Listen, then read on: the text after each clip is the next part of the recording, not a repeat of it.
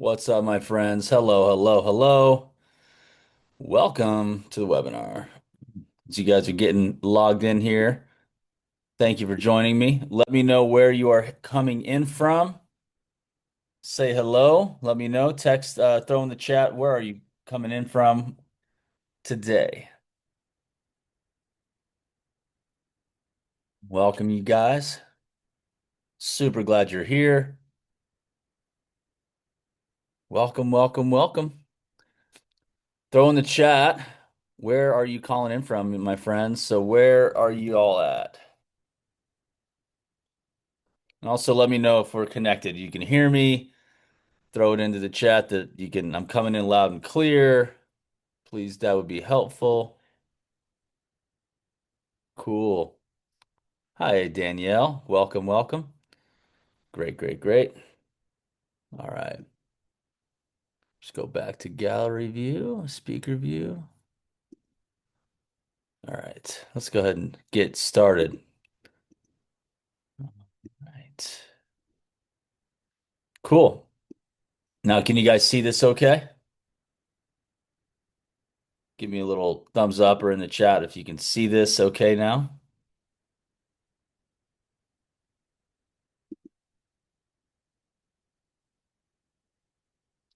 We good? Okay, beautiful. Good to see everyone. Welcome. It's Friday the 13th, my friends. Nothing weird about that at all. We're good. Okay. Hey, so welcome. We're going to talk about how to sell high-end projects without competing on price, how to unlock hidden high-margin jobs through relational selling. Okay. Through relational selling.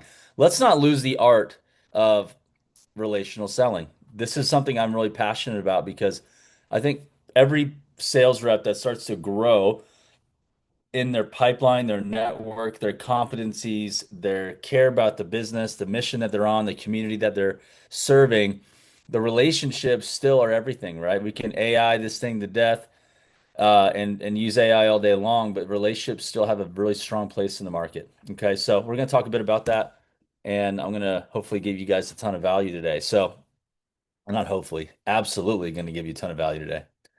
What you'll learn today, you'll learn how to increase margins and how to dramatically increase your gross margins in your job, how to find hidden projects. So, where high margin jobs are hiding and why most contractors never see them, how to open new doors. And so, how relational selling opens doors that traditional marketing never will. And I want to create a repeatable sales system. So, repeatable system to attract referral driven high end work. Now, I want you to throw in the chat, are you like stoked about commercial or residential today? Throw in there, I'm more commercial, I'm more residential, or I want to grow commercial or grow my residential. There's no wrong answer. I just want to make sure my audience and I are really connected. So I'm speaking to everyone. Okay, so I got a little bit of commercial, a lot of residential, totally cool. Some commercial, beautiful. All right, great. Both. Love it. All right. Glad you're here. So let me share a little bit about me. My name is Ryan. I'm the founder of STG. We're a sales training and coaching and consulting group. We work specifically with contractors. I've worked with nearly 1,000 contractors that I've helped since 2018 when I started the company out of the fourth bedroom of my house in Pompano Beach, Florida, after having spent 4.5 years with a large commercial roofing company that ended up doing about 100 million and selling to private equity. I was there from the 25 to $50 million growth year over year over 4.5 years. Incredible experience there. Prior to that, I was a professional baseball player. I'm actually in Arizona on a baseball tournament because now my boys are playing. It's a dream come true for me, having a lot of fun. And so, what we do is we help build predictable revenue. Okay, we want you to know how to grow predictably year over year. The highs and the lows and the highs and lows, not so fun. The steady climb of profitable, predictable growth is great. Installing sales infrastructure and KPIs, implementing CRM and accountability, developing high performing, self sufficient teams. So, who this training is for, this is for contractors who want to increase gross profit, not just volume. You're tired of competing on price and speed, and you want to sell, you sell or want to sell higher end commercial and residential projects, and you believe relationships and reputation matter, and you want a repeatable way to access better jobs. Who this is not for This is not for training, it's not for contractors who want to chase low margin, high volume work. Look for scripts and high pressure tactics and rely only on price to win deals and are unwilling to invest in relationships and trust. If that's you, this is not for you. Okay. Why high margin jobs feel hard to find. So most contractors are stuck here, competing on price, chasing volume, relying on traditional marketing, and struggling to differentiate. And the result is margins stay tight even when revenue grows. And so, what expansion should feel like is imagine this: your sales team is selling relationally, not transactionally. Referrals become your best lead source, and high margin jobs come from trusted networks. And not just that, like referrals are your best lead source, even as you're growing your sales team. Okay. I think a lot of times the owner who like is passionate has the leads that come in through referral because they want them, all right, the relational owners. And then they start to see that decrease over time when they start to build their team. I want to see that consistently increase with you as you build your team. So imagine this, that high margin jobs come from trusted networks. So you'll uncover honey holes of repeat premium projects and you'll stop chasing price shoppers altogether. So we have three pillars on this webinar today. Pillar one, identify high-end niches and honey holes. Pillar number two, run a deeper value creating discovery process. And pillar number three, build and nurture long-term referral relationships. So, pillar number one, identify high-end niches and honey holes. So we start there by looking at gated communities and HOAs. So high-end work lives inside protected ecosystems. Typically, there is like where the real money is, there's gates, right? Like where the real money is, there's gates. In commercial, where the real fat, juicy re-roof jobs are, you don't just earn your way into that through low price. That's what I meant to say. You don't just buy your way into that through low price. You have to earn your way into that. For example, in commercial, you'll find that there's a property management group that doesn't just go shop this thing out, that they work with a trusted partner who's been servicing them. So in the businesses that I've worked with in commercial, when we install a service-based system, that allows us to service, repair, and proactively support that account, and not just think about selling a re-roof job, but really landing an account. That's when you go from job thinking to relationship thinking. So if you look at even your homeowners, right? Even if you're residential, and you look at each of those as an account versus a job, you think, how can I serve that account and get more work or leverage that account to get more referrals versus I just am selling a job. What this could benefit and mean for you guys is if you did have a way to do residential repairs that were profitable to get you in the door. The same thing works in residential as you do commercial, but you have to earn your way into that through relationship. Now, so you have these high end work. They live in gated inside protected ecosystems. Property managers and building owners, like I mentioned that earlier, like to get in, like to get into BOMA or let's say BOMA in your area is not easy. Like you got to get on a waiting list. But why? The people in the room, um, those people, like they're buyers and they work with quality. They pay for quality and they work with people who have trust. They've been trusted by their peers. Same with high end anybody, right? Anybody with a lot of high end net worth, they work with people who are already trusted by their peers. So what that means is that one good client, you have the one high end client leads you to the next high end client because it's so relational in nature. So also like trusted service providers, when there are service providers that are already serving your niche and your honey hole at a high level, that is your door. So you have to first off identify where those ecosystems are because if they're hard to get to, that's probably worth you trying to navigate your way in. Okay? So the missed opportunity most contractors have is they already have access to those relationships. That's the crazy part.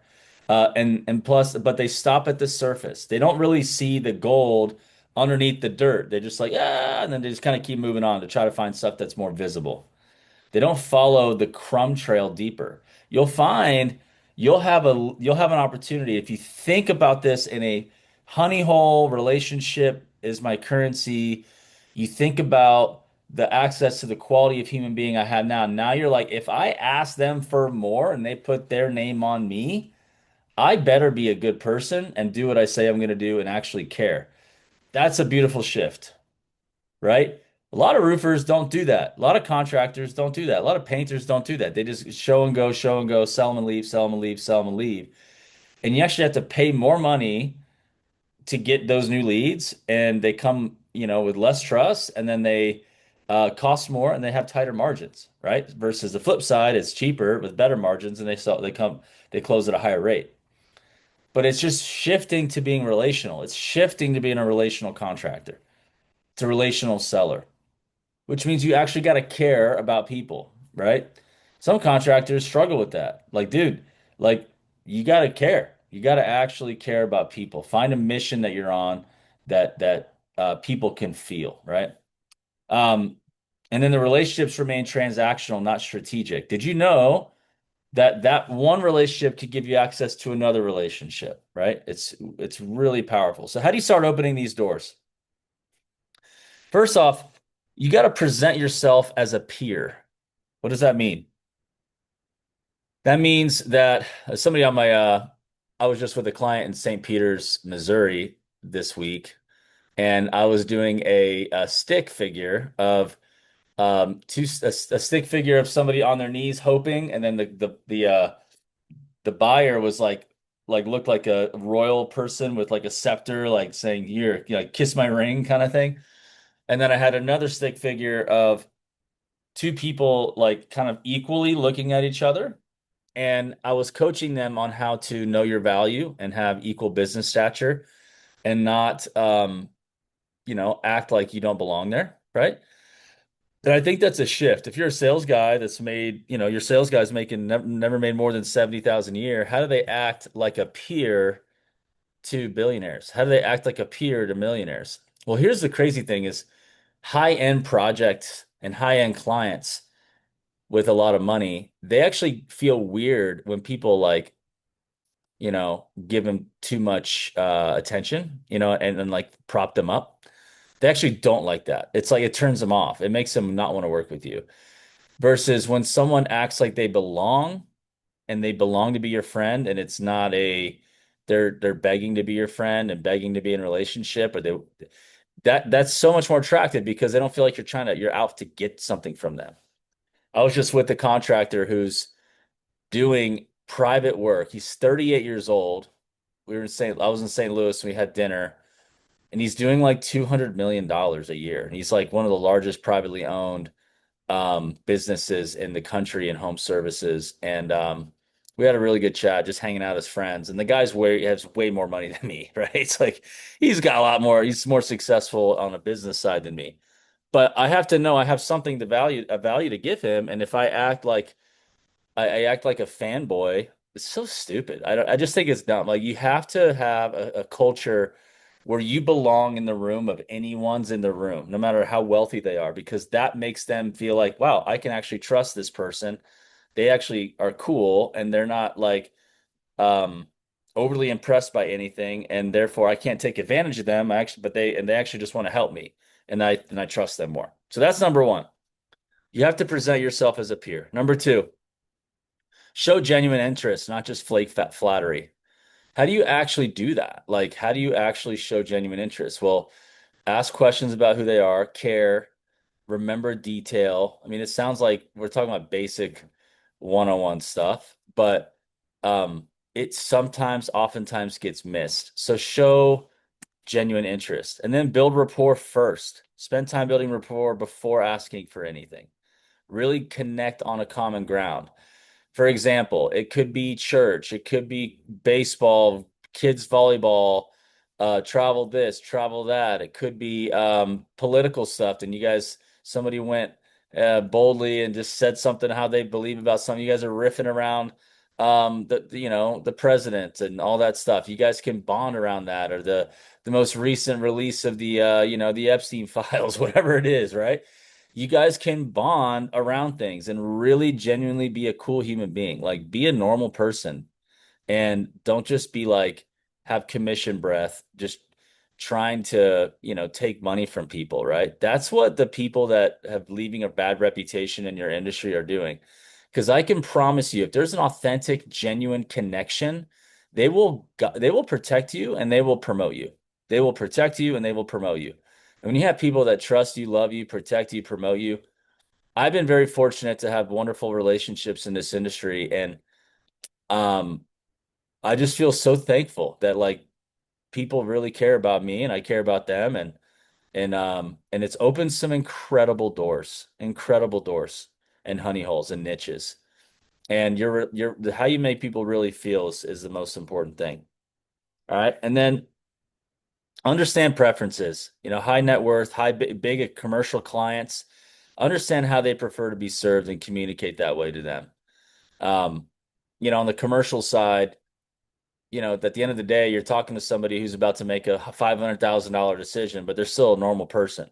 But you need to serve them and like understand how they want to be served as you take the time to get to know them. But it's a big trust thing, and trust is built with time and relationship and showing genuine interest. This is another thing about this is like AI is great, and chatbots are great, which I'm a huge fan of. But when you're selling high-end projects and the ticket size is north of 50K and it's starting to be like, we got bigger things going on here, the account size is way bigger than 50K. You need to build a connection because 80%.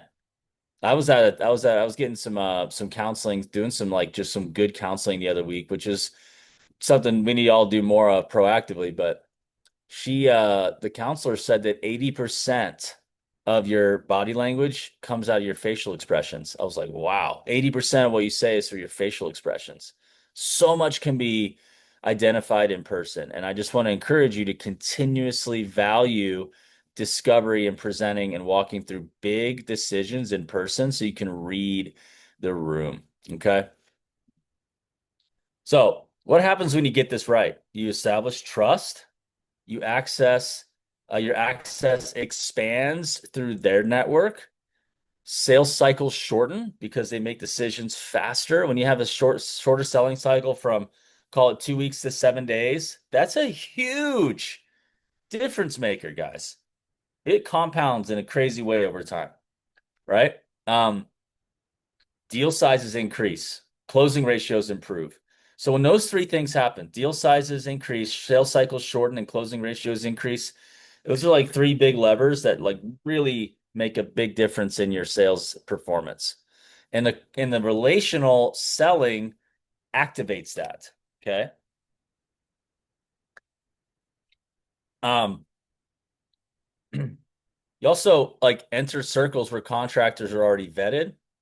In circles like the property management world, or big building owner group or real estate investment trusts or facility managers, like once you're in and you do perform, you're in. And then if you proactively nurture that and serve, you can have some incredible revenue that comes in very easily for you guys. So the other thing you got to remember is you usually get the next ideal client from the first one. So once you nail and land the one ideal client, you'll get the next one. It's for me, it's like I've had clients that I sold CRM to 12 years ago, and I built relationship with them and I built trust, and I didn't act like I needed anything from them, and I was a peer and I like treated them with respect, and didn't over compliment them, didn't over like I think the kids today call it glazing, maybe. They call it Can I get a LOL if you're with me? All right, if in the chat.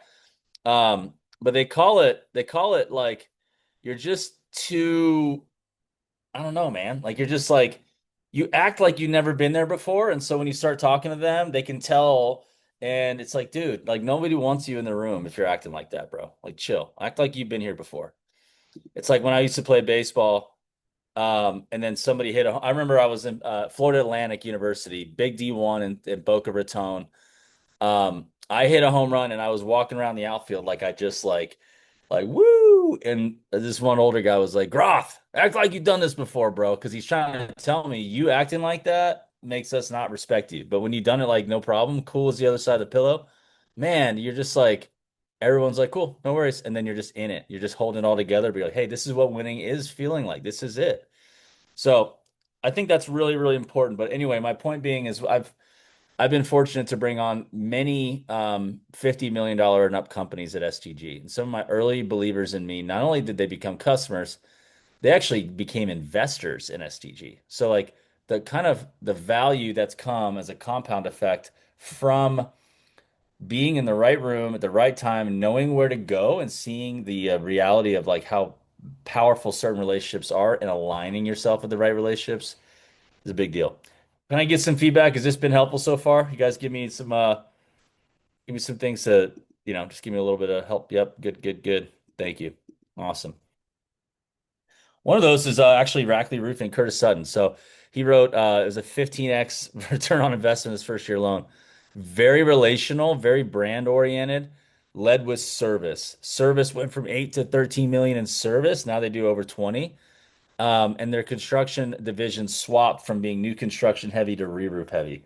So really, really powerful to see what happens when you and your sales team are service relationship first, which means you are not just another number on a bid list that you're pumping out with a bid invite, but you're actually out there building relationships. Um, Discovery number two, run a deeper value creating discovery process. All right, what does that even mean? Like, what does that even mean? Like this deeper value creating? Well, this is what it means. It means you ask more questions than you maybe ever thought you've ever going to ask. You really listen, right? You take the time to ask every single question, and you care and you listen, you recap.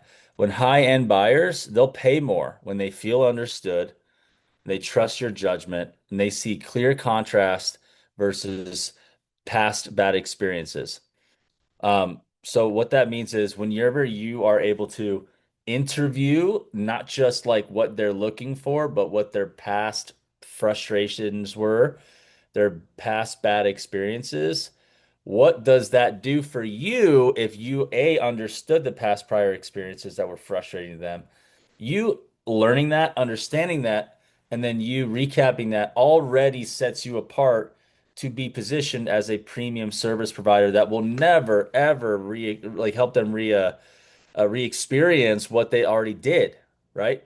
But if you don't really take the time to see the value of polarization from past prior experiences, it won't polarize you and create you on the other end of the spectrum where you are able to create that unique value. So, also when you really care and not just start to pitch and promise all the great things and say how smart you are and all these different, I mean, you want to show your expertise, but you want to lead with questions because once you get that proposal, if that number is out of their price range or not what their budget was when they originally had in mind, or you may find yourself losing leverage to gain information. So you want to get all that information beforehand, and we teach a lot of that. So discovery creates value. It sets you up to bring value in the presentation. Where most contractors lose control is they bail when questions feel too deep, too personal, too technical.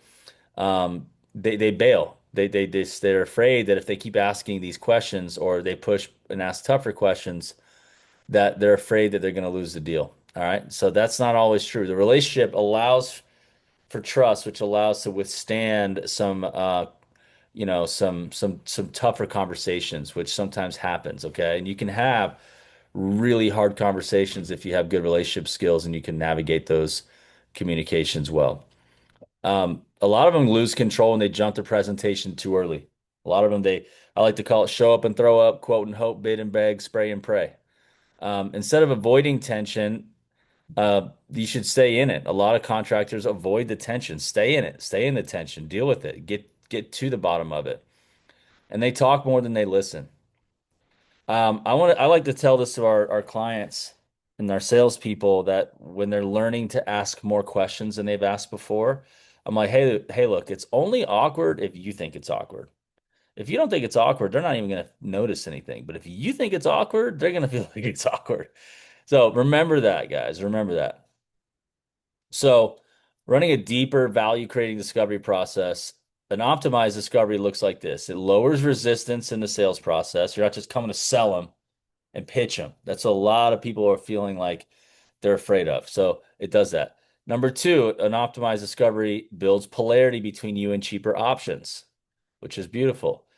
It also expands pain gaps, surfaces real buying motives, and qualifies earlier before you invest more time. In commercial, for you guys to go out there, do a takeoff, put together a full re-roof estimate, go out there and deliver, it's going to cost you like $2,000 on average of your company's resources. So if you think about that, you're like, wouldn't I want to know if this is going to be closable before I go out there and, spend $2,000? Heck yeah, you would. Because if you didn't have to spend that at all and waste it, that's huge. But if you spent it and you closed it, it's fine. Let's do it, right? Huge multiplier effect. But it's hard to qualify fully without relationship and building trust because some people don't want to have those answer those qualifying questions as early as than if you built some trust. So, really powerful part here on running a deeper value creating discovery process. So here's another little flow. You have a current state, past frustrations, risk of repeating those mistakes, desired future outcome, why this matters now. These are some really good milestones to try to hit in discovery. Yeah, so I have a really, janky paint job right now. It's really old. And, I've had reoccurring issues on this exterior because I've had paint. I have some wood rot that's occurring on this one section. I've constantly just been like a little embarrassed to have people over because it doesn't feel as good. And I'm just kind of walk by and I'm like, man, this isn't very nice anymore. And I tried to do it myself and I didn't do a good job. And this and that. But if I do it again, then it's going to be a job I have to do again because it just didn't do a good job. Right? My desired state is have this and that happen, right? Why this matters now. This is just some examples, okay? Um, a gentleman, a commercial company that we worked with in Michigan, they went from struggling to getting to compelling reasons to buy, which is something we teach at STG, and closing sizable re-roof deals. We're up over 30% from last year. So these guys have done a really good job embracing this, and they're winning deals they never thought they were to win before. Um, so let's take a quick second, take a little water. Pillar number three, build and nurture long-term referral relationships. So what does this do to your numbers? Higher trust, pressure-free closes, bigger deal sizes, more referrals, less time with price shoppers. Huge compound effect here. Why most referral chains die early, just generic gifts and infrequent contact, no shared experiences, no intentional follow-up. Relationships fade when they're treated like transactions. What actually works is personal, thoughtful gestures, shared experiences, invitations into your world, gratitude that feels specific, and investing in relationships like marketing spend. Thinking about it like you could spend more dollars on marketing, sure you could. You could also spend more dollars on relationships. If you're in commercial, and you took somebody out to a really good outing to go play golf, or you had hosted a gathering for nonprofit partners to come in, use your parking lot and your warehouse to help with dogs that are getting, shots or something, right? You guys can do all kinds of things in your neighborhood to create shared experiences in your communities to bring in stakeholders and referral partners that will value you and you'll have them as a top of mind. You'll be top of mind. I mean, reality is, guys, is it's out of sight, out of mind. When you don't see somebody for a long time, you don't think about them. But when you see them, you saw them, you spent time with them, it's meaningful. Then you see them on social media. Now they're kind of all over the place. You're who they think of, and they have a fondness toward the relationship. They speak glowingly about you. So, what my encouragement to you is find something, find a way for you to be in frequent contact. Um, I'll give you another example on a commercial side. I worked with a Austin-based company, and they're very relational. And I was like, well, what are you doing with your current vendor partners? And and your clients. And I was like, well, you live in an area where there's great baseball. There's a double A baseball, I think the Round Rock Express. Why don't you rent out this spot? Bring everybody together. It'll cost you, let's just call it 5 grand. You bring in everybody together, all your um, all your stakeholders, like your vendor partners who are non-competing vendor partners, your some of your best clients, and you ask your vendor partners to bring in a couple of their clients. So you treat them to this really nice meal. Everybody interacts. There's interaction. There's food. Maybe some adult beverages flying around. There's a cool shared experience, right? You did that, and guess what happens? He's like, dude, we couldn't get like it was so crazy. All of the vendor partners wanted to like pay us money to keep it going. They're like, can we just fund it? Like, no, they wanted to be in control of the whole thing.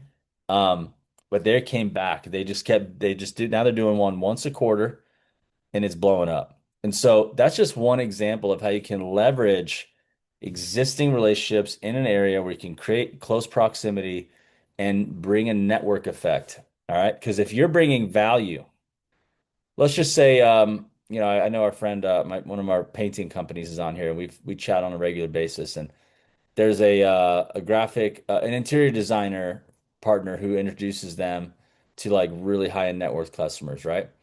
So what does it look like to nurture that relationship? What does it look like to care about them as a friend? What does it look like to bring a network effect where that relationship has been not bought, right? I don't want to say I'm buying people, but we're creating experiences and spending quality time so the relationship is nurtured, right?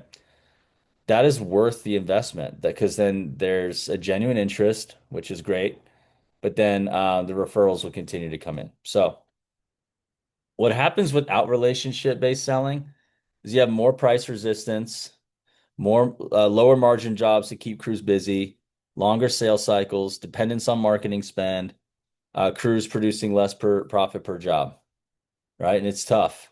It's really tough. You without the relationship, it makes it more of a transaction and it puts you guys into a more difficult sales environment. And that's something we see all the time in commercial. You work in a new construction, those guys are professional buyers. They're literally trying to squeeze you. That's like their job is to they get trained on it. They're like they get trained on trying to squeeze you on price, right? And so what you got to do is you have to um, avoid that by dealing with people who have the money and building relationship and getting them to see the value in what you're doing. Because when you have the relationship, you can have those deeper conversations about the pain that comes with working with a low bid scenario and how much that actually frustrates them and costs them more later. So really, really powerful stuff. So when relationships stack, faster sales cycles happen, higher margins, bigger projects, better referrals, less marketing dependency, and you can scale so much more profitably this way as when this is an emphasis of the way you go about selling, not just with paid ads. I'm all about paid ads too, but relationships got to be the first lever. It's the first thing we got to think about habitualizing with your sales team, asking for referrals, getting referral partnerships. We talk about this in our training. Money grows on trees. It grows on referral trees. I have a really good contractor in Denver. They've done really well without any door knocking, which I like. Bless their soul, they bless their heart. They should door knock more. But what they did was they would have these insurance agents and they would build these partnerships and they would do poker nights and they would spend their time like engaging those folks. So when homeowners called, the agents referred this roofer and they just basically, went out there and it was theirs to lose. So there's ways to be thoughtful and strategic and build referral partnerships intentionally and have fun doing it. And you're like, this is what I get to do for work.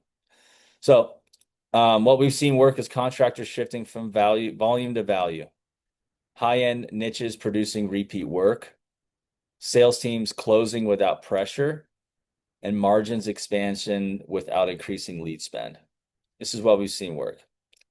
Another group of guys, Greenwood Building Envelope Services.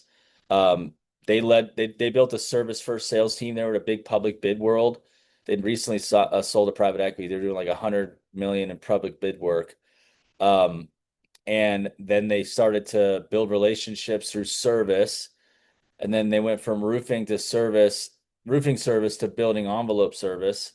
They started to just literally focus on we've sold the account. Now let's do the whole building envelope because they built trust through relationship with service and roofing. And they are relational and they have salespeople who are focusing on the relationship, spending time with them. They get more work. And now they do the whole building envelope. And they went from zero in service. They had a public bid side, zero in service to 27 million a year over 7 years. So it's just like boom, boom, boom, boom. And this is a union shop. So we can't talk about how selling on price versus value. These guys are a union shop, which means they have really expensive laborers. So really, really fun seeing what that's turned into over the years. Seek One, roofing and restoration. These guys are awesome.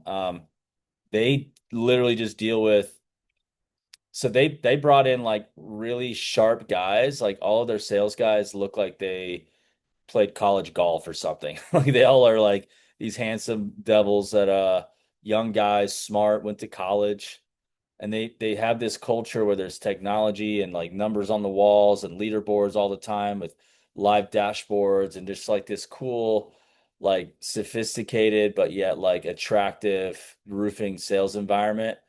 And they've been managing to get these guys, um, to sell these barn mansions in Franklin, Tennessee, like really a lot of money down there. And they've been finding these niches by working in these more high-end networks, by being incredibly relational and spending more time than ever with them, and kind of just continuously carving out those honey holes and those network effects. So, question to ask yourself. One strong relationship can unlock multiple high margin projects, trusted referrals, shorter selling cycles. And what would that do for your business this year? So what we covered today is why high margin jobs and relationship are relationship driven, not lead driven, where premium projects actually come from, how to identify high-end niches and honey holes, both in commercial and residential, how discovery creates value, not presentations, not just presentations creates value, but discovery. Why relational selling shortens sales cycles and raises margins, and how long-term relationships can create compounding referrals. So I have a tool for you guys. This is called the Referral Rainmaker tool.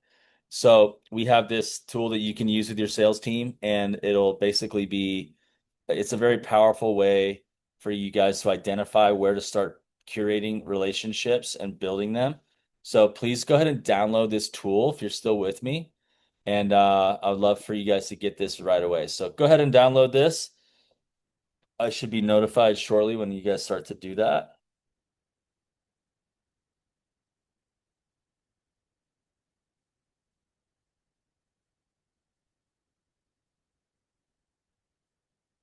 Go ahead and download it.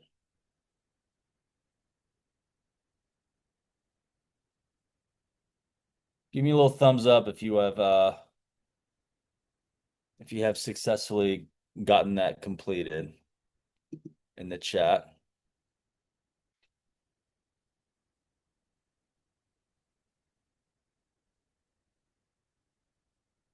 It's either my automation's broken or nobody's downloaded it yet. All right, but cool. We got James got one. Good deal. All right, starting to see it come through. Perfect. Okay. Good, good, good, good, good. It's working. All right, good stuff, guys. We'll make sure you guys get all that. Thanks, Drew. Thanks, Tom. Thanks, Jonathan. Beautiful. Yes, I'm secretly a massive Jim Carrey and Adam Sandler fan. I've introduced all my kids to those guys. Thanks, Catherine. Good deal. Um, cool. Let's continue. I want to share with you guys our sponsor and co-promoter of this event today is with Alivo. So AI agents built for roofers, answer calls, follow up on inquiries, rehash leads with AI agents built for contractors. Clara was on one of my calls and she said Alvo has opened a whole new way to interact with the younger generations and those who have had busy schedules can't call during normal business hours. They're, due to the ability it gives a homeowner to book an appointment on the spot over text. These are Alvo's AI agents. So they like we have Lily. She answers the phone just like a real receptionist without the overhead. Schedules inspections. They knows your business, collects gate codes, roof age, and more, and inputs data directly into your CRM or field sales management software. Then you have Evan. He answers all your online inquiries and follow-ups until they answer, connects with all your lead sources, never forgets to follow up, and books inspections and answers key questions. Then you have Alex. He signs estimates. We'll send out estimates and other documents via text to be signed by the homeowner. Answers questions about the estimate, handles objections in real time, follows up until signatures are collected. And then you got Jenna. She gets referrals. So she helps you turn happy customers into loyal promoters. She follows up after every job, automatically requests reviews, and asks for referrals at the perfect time. So love this. Sawyer G with roofing and more. Alvo has been a huge game changer. I can jump on a call and not worry because I know Alvo's backing me up, right? Instead of you're like, oh man, if I take this call from the doctor's office, I got to call the bank, and then a lead comes in, and I'm in trouble, right? Well, this is so sweet because if Alvo's in place, the tools like this, and Alvo's our friends, then man, like you can go out there and spend more time building relationships, which is something the AI will never be able to do. So, from a pricing standpoint, onboarding at just 2,500 for white glove, unlimited integrations, done for you system setup. Enjoy free onboarding if you get started within 48 hours of your demo, which is great. Risk-free guarantee. A full credit toward your next month if you don't book your first appointment in 30 days. Then you have an agent team, Lily and Evan, and then add Alex or Jenna to your team. So I think it's a great deal. I mean, you got one lead that turns into a sale that you otherwise would not have gotten is kind of a game changer. I mean, we just have to keep the top of funnel full, keep our calendars full. Sales guys selling relationally, keeping their pipeline full. You guys are going to crush it. That's what we want. So book a demo with these guys today. And I'm going to give you guys a second to have a quick look here and book with Alavo. So please do that if you guys are looking for a good solution here. I think you guys would love it, and it's going to be a game changer for you. All right, we'll give you guys a few more seconds.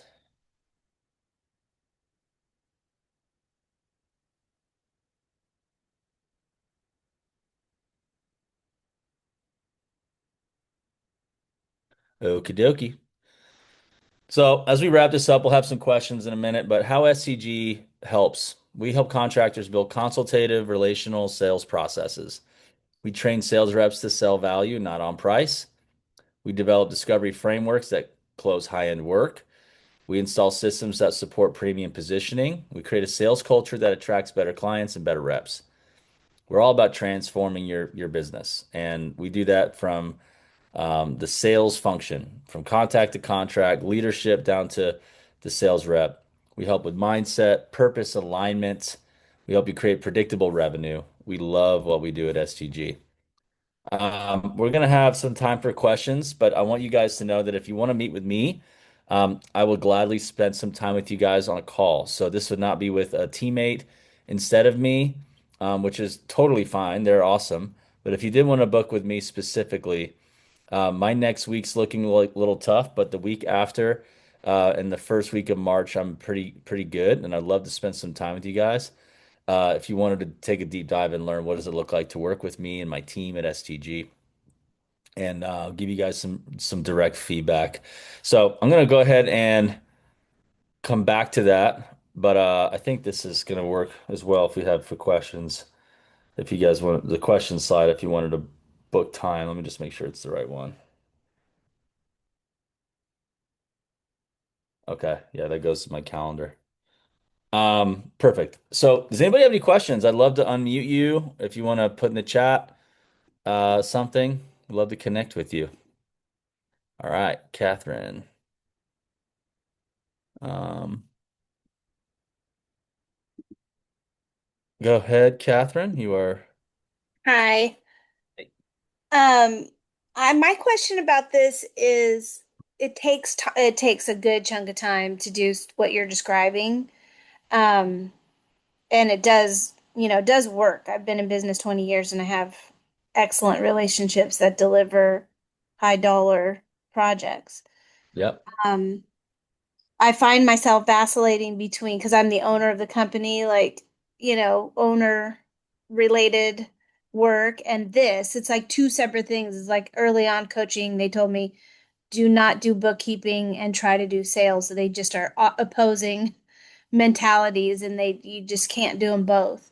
So, what do you suggest for being able to carve out time? Are you saying this should be a hired type of thing that your hired salespeople do this, or is this like owner relationship building?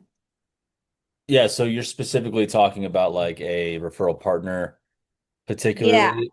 Yeah. Yeah, building those relationships, because you're right, nobody's gonna hand over a high ticket item unless they know the person, or hand over a client that is spending, hundreds of thousands of dollars just on furniture. They don't hmm want to give that over to somebody that they don't know or trust. Yeah, so the way that you could do it is leverage events and group environments to create and connect those network effects. One to one is hard, but if there's like, for example, if you brought in this one trusted partner that has brought you a lot of referrals, but you ask them to bring three clients, and then you bring maybe somebody else, and you guys do something that you could enjoy that doesn't break the bank like crazy, but it's like an event. You're like, hey, Catherine will do one a month, some sort of like tea, or I mean, I've seen people do yoga and wine nights and at the roofing company and with like they've done all kinds of different things that you would find to be fun and enjoyable that you could see yourself doing that would be organic and allow for introductions to be made. If you wanted to spend a little bit more, be a little bit more professional about it, you can make it a bit more of like a lunch and learn scenario where you could have, let's say you have a roofer and you do painting, and both of you guys do the same thing, and you both do a quick presentation about something that you believe that they would appreciate about their property, right? Some very like it could be done in a lot of different ways, but Well, I what will say that large project that I got was from a lunch and learn that we did like 5 years ago, or more. right. That and they remembered us and we kept in touch all that time. So lunch and learns are super effective. I do I do mean, them. imagine if you just did once a month and you just had like, all right, cool. It can't be a flop. I can't do a goose egg. No one can show up. I have to have somebody, an older client, somebody, somebody who has a good network, somebody who's in that influential realm of high-end projects and clients, or they are somebody who could buy. Create just a really consistent environment that feels authentic, that allows for your expertise to be elevated, but also allows there to be space where that referral can happen. Maybe it's a leveraged once a month effort that you find to be pretty enjoyable. Thank you. Yeah. Yeah, it can be unique. You know, you live in the Bay Area, so like, what's that look like? I mean, there's options. So, um, nice. Anybody else have a question? I would love to answer anybody's questions.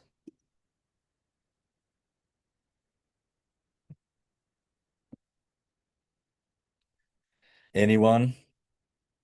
Don't be shy. Don't be shy, y'all.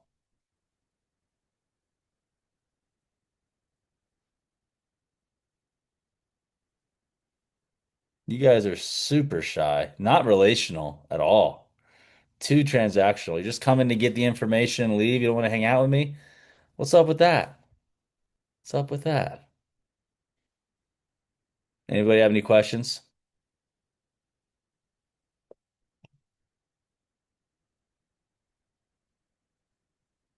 Um, Anybody have any feedback, any comments? What was the most helpful takeaway? Unmute yourself or throw in the chat. What's something you can start doing, stop doing? right now that from what you've learned today? Something you could start doing, stop doing right now from this time today. Let's hear it. Unmute, raise your hand, or go ahead and put it in the chat. Okay. Relational, not transactional. Good, Kelly. Good.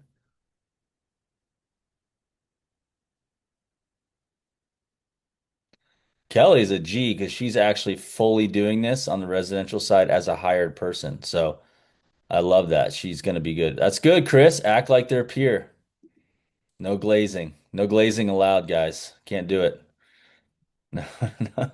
We got to act like we've been there before. Act like we belong. People appreciate that so much. As soon as you start to be fanboy, fangirl, it's just like, I don't know, not fun. Um, people are thrown off by that. Yeah, Boma, Volpe. Guys, there's little honey holes right there. Um, that's good, Danielle. Love to hear it. I mean, Tom, remind me where you guys are again. Um, what part of the country you guys in? I'm trying to remember. Atlanta? Really? This is a different Tom. Okay. Yeah, I mean, guys, like there's so many little nooks um where your ideal clients are hanging out, Tom. I mean, especially in a place like Atlanta, especially in a place like that. Lots of networking opportunities to build. I mean, in the commercial roofing company I was a part of, they had a team of business development gals. And then there's a couple things that we did. Like one was we had an alliance basically, like all these vendor partners that we would do something monthly and rotate, but they would have to bring their clients. They'd have to bring your clients. So then you got literally like hand-picked, hand-selected, you should work with such and such company right there. Really, really beautiful. So high level of trust transfer. And then they would do tours. So if you have a sweet office, you could do lunch and learn every month. It could be, and they ended up doing one a week. That's they got the scale they got to, either at a person's facility or at their facility. So at their office, at the office of the folks that they're doing the lunch and learn for, or at your office. So very, very unique, and it's like advertising is great. I love advertising, but there's something about the high-end niche market that will work with people who have already vetted them out, right? And so they just take the word of mouth. It's like, how do we scale and engineer word of mouth? How do we scale and engineer relationships? That's what I love about the creative side of relational selling is every market, everything's a little different, but once you kind of find your thing, you just keep pounding that drum. Just keep going, boom, boom, just don't stop. Just keep doing it. It's going to pay off. It's going to pay off. So, friends, love to answer anybody else's question. Love to if you have it. I appreciate you guys for being with me today. I will let you get back to the rest of your day. I see a few of you have booked calls with me. So I look forward to meeting with you guys and spending time learning about your business. And for those of you who got those resources, I hope you use them and enjoy them. And expect our team to also ask you about the webinar and get some feedback from you. So have a great one. Blessings to you all, and I will see you the next time I see you. Bye.